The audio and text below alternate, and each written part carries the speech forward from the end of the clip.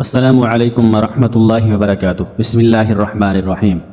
دو نوجوان حضرت عمر رضی اللہ تعالی عنہ کی محفل میں داخل ہوتے ہی محفل میں بیٹھے ایک شخص کے سامنے جا کر کھڑے ہو جاتے ہیں اور اس کی طرف انگلی کر کے کہتے ہیں، یا عمر، یہ ہے وہ شخص۔ عمر رضی اللہ تعالی عنہ ان سے پوچھتے ہیں، کیا کیا ہے اس شخص نے؟ یا امیر المومنین، اس نے ہمارے باپ کو قتل کیا ہے۔ عمر رضی اللہ تعالی عنہ پوچھتے ہیں، کیا کہہ رہے ہو؟ اس نے تمہارے باپ کو قتل کیا ہے؟ عمر رضی اللہ تعالی عنہ اس شخص سے مخاطب ہو کر پوچھتے ہیں، کیا تو نے ان کے باپ کو قتل کیا ہے؟ وہ شخص کہتا ہے، ہاں امیر المومنین، مجھ سے قتل ہو گیا ہے ان کا باپ۔ حضرت عمر رضی اللہ تعالی عنہ پوچھتے ہیں، کس طرح قتل ہوا ہے؟ وہ شخص کہتا ہے، یا عمر، ان کا باپ اپنے اونٹ سمیت میرے کھیت میں داخل ہو گیا تھا، میں نے منع کیا، باز نہیں آیا تو میں نے ایک پتھر دے مارا جو سیدھا اس کے سر میں لگا اور وہ موقع پر مر گیا۔ عمر رضی اللہ تعالی عنہ فرماتے ہیں، پھر تو قصاص دینا پڑے گا، موت ہے اس کی سزا، نہ فیصلہ لکھنے کی ضرورت، اور فیصلہ بھی ایسا اٹل کہ جس پر کسی بحث و مباحثے کی بھی گنجائش نہیں، نہ ہی اس شخص سے اس کے کنبے کے بارے میں کوئی سوال کیا گیا ہے، نہ ہی یہ پوچھا گیا ہے کہ تعلق کس قدر شریف خاندان سے ہے، نہ ہی یہ پوچھنے کی ضرورت محسوس کی گئی ہے کہ تعلق کسی معزز قبیلے سے تو نہیں، معاشرے میں کیا رتبہ یا مقام ہے۔ ان سب باتوں سے بھلا عمر رضی اللہ تعالی عنہ کو مطلب ہی کیا؟ کیونکہ معاملہ اللہ کے دین کا ہو تو عمر رضی اللہ تعالی عنہ پر کوئی اثر انداز نہیں ہو سکتا، اور نہ ہی کوئی اللہ کی شریعت کی تنفیذ کے معاملے پر عمر رضی اللہ تعالی عنہ کو روک سکتا ہے، حتیٰ کہ سامنے عمر رضی اللہ تعالی عنہ کا اپنا بیٹا ہی کیوں نہ قاتل کی حیثیت سے آ کھڑا ہو، قصاص تو اس سے بھی لیا جائے گا۔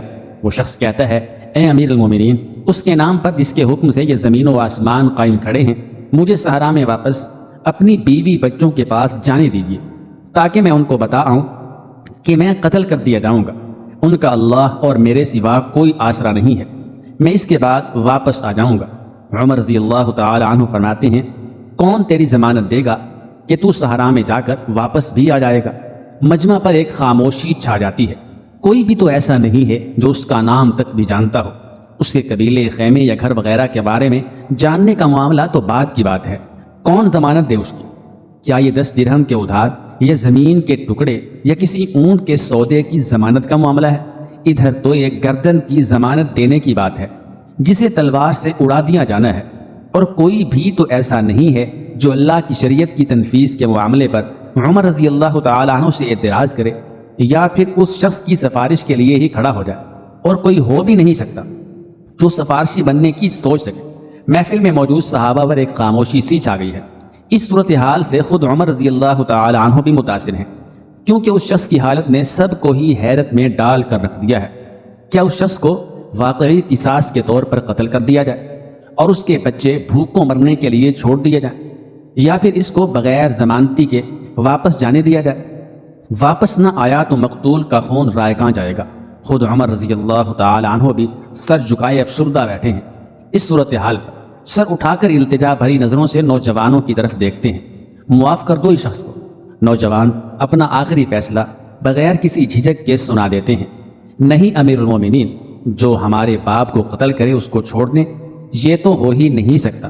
عمر رضی اللہ تعالی عنہ ایک بار پھر مجمع کی طرف دیکھ کر بلند آواز سے پوچھتے ہیں، اے لوگو، ہے کوئی تم میں سے جو اس کی ضمانت دے؟ ابو ذر غفاری رضی اللہ تعالی عنہ اپنے زہد و صدق سے بھرپور بڑھاپے کے ساتھ کھڑے ہو کر کہتے ہیں، میں ضمانت دیتا ہوں اس شخص کی۔ عمر رضی اللہ تعالی عنہ کہتے ہیں، ابو ذر، اس نے قتل کیا ہے۔ حضرت ابو ذر رضی اللہ تعالی عنہ اپنا اٹل فیصلہ سناتے ہیں، چاہے قتل ہی کیوں نہ کیا ہو۔ عمر رضی اللہ تعالی عنہ، جانتے ہو اسے؟ ابو ذر رضی اللہ تعالی عنہ، نہیں جانتا۔ عمر رضی اللہ تعالی عنہ، تو پھر کس طرح ضمانت دے رہے ہو؟ ابو ذر رضی اللہ تعالی عنہ، میں نے اس کے چہرے پر مومنوں کی صفات دیکھی ہیں اور مجھے ایسا لگتا ہے یہ جھوٹ نہیں بول رہا، انشاءاللہ یہ لوٹ کر واپس آ جائے گا۔ عمر رضی اللہ تعالی عنہ، ابو ذر دیکھ لو، اگر یہ 3 دن میں لوٹ کر نہ آیا تو مجھے تیری جدائی کا صدمہ دیکھنا پڑے گا۔ ابو ذر رضی اللہ تعالی عنہ اپنے فیصلے پر ڈٹے ہوئے جواب دیتے ہیں، امیر المومنین، پھر اللہ مالک ہے۔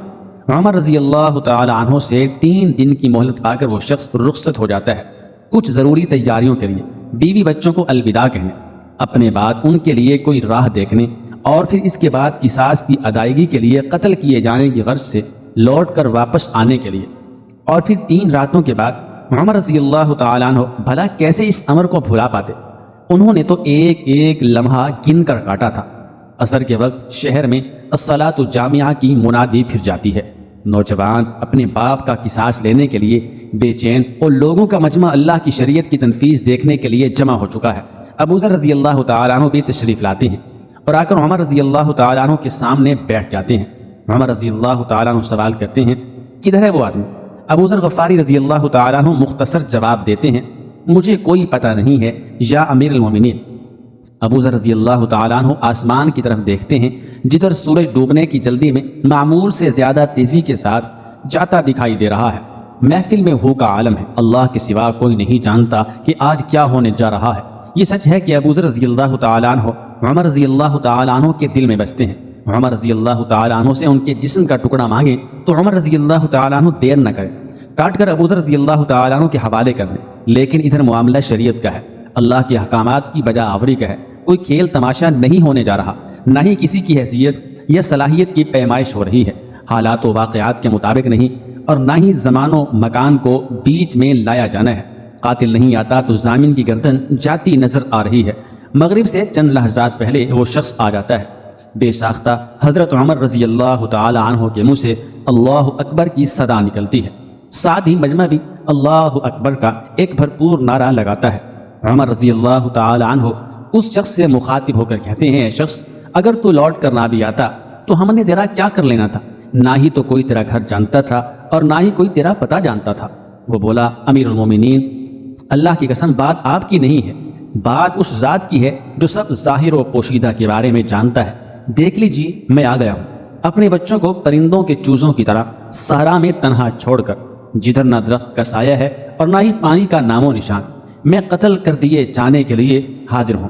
مجھے بس یہ ڈر تھا کہیں کوئی یہ نہ کہہ دے کہ اب لوگوں میں سے وعدوں کا ایفا ہی اٹھ گیا ہے۔ عمر رضی اللہ تعالی عنہ نے ابو ذر رضی اللہ تعالی عنہ کی طرف رخ کر کے پوچھا، ابو ذر، تو نے کس بنا پر اس کی ضمانت دے دی تھی؟ ابو ذر رضی اللہ تعالی عنہ نے کہا، اے عمر، مجھے اس بات کا ڈر تھا کہیں کوئی یہ نہ کہہ دے کہ اب لوگوں سے خیر ہی اٹھا لی گئی ہے۔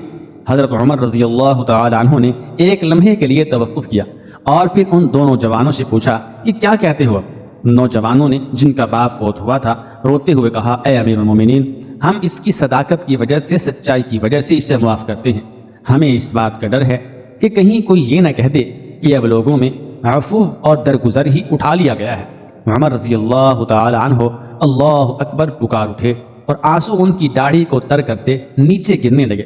فرمایا، اے نوجوانوں، تمہاری عفو و درگزر پر اللہ تمہیں جزائے خیر دے۔ اے ابو ذر، اللہ تجھے اس شخص کی مصیبت میں مدد پر جزائے خیر دے، اور اے شخص، اللہ تجھے اس وفائے عہد و صداقت پر جزائے خیر دے، اور اے امیر المومنین، اللہ تجھے تیرے عدل و رحم دلی پر جزائے خیر دے۔